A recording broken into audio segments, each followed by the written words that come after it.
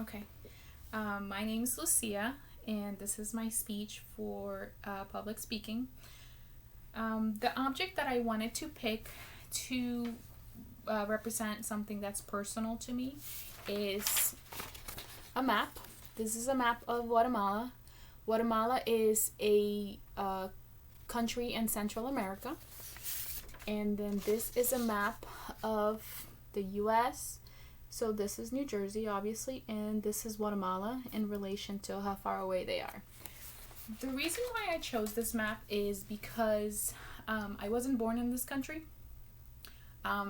31 years old now. I moved here when I was about 10 years old, and it was one of the hardest experience of my life.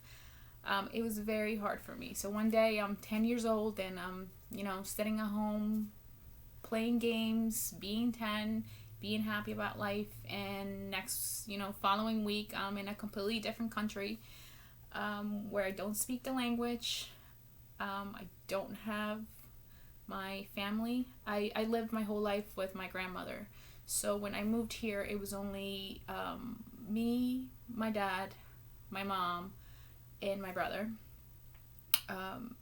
So every single day of my life, I used to cry that I didn't want to be here, and I wanted to go back home. I wanted to go back with my grandma. Going to school was very hard for me. Obviously, I didn't speak any English, and I didn't really have friends because I wasn't able to communicate with anybody. So that was a very hard experience, and it was difficult. But you get through it, and obviously, fast forward 20 years, this is where my life is. The reason why I picked that map was because even though I live here, I always like to keep reminders around my house of my culture. I have like mugs. This is like a little mug from Guatemala, and this is like the national bird from my country. I have a Mayan calendar because a lot of the ruins from the Mayan are in Mexico, but we also have some in Guatemala. So I just have little knickknacks and reminders of my culture. Just to never forget, my culture and where I'm from and what they represent to me. I have two children. One of my son, who's 8 years old, he's been back to my country. He's seen where I'm from. He's seen where I was born, the house I lived in, and I grew up when I was little. My husband's originally from Middlesex County, and he likes to take my kids a lot to the town that he grew up in. He's originally from Jamesburg, so he'll take the kids back for like a little day trip to show them, this is the house I grew up in, this is the school I went to, this is the park I used to play at when he was younger. And they like to do that. They really like and enjoy seeing things that he saw when he was their age. And I can't really do that. My country is thousands and thousands of miles away from here. And it's not easy to get on a plane and take them and show them around, so it's like a whole ordeal. It's hard. So obviously, because they're not seeing everything that I saw when I grew up, and they're not being exposed to the language and the culture and all that, I like to keep reminders around my house.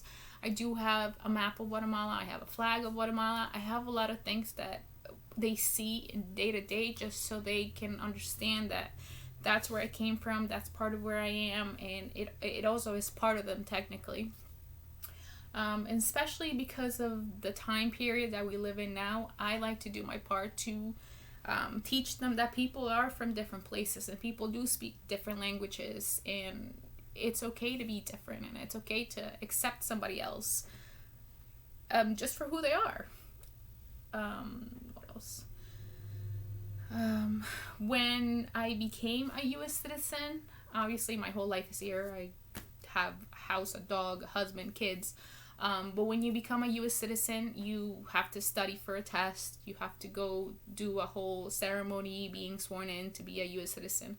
So a lot of countries have dual citizenship where you're able to still be a citizen of the country that you were born in and also be a citizen of the United States.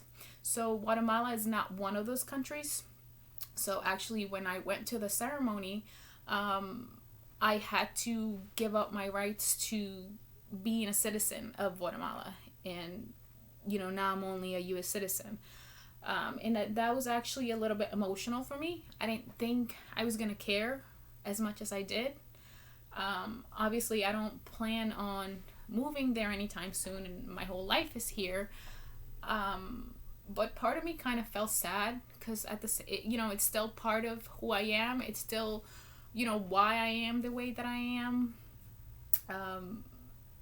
So that was difficult, trying to say, okay, I won't be a citizen of that country anymore, and I'm okay with just being a citizen from here.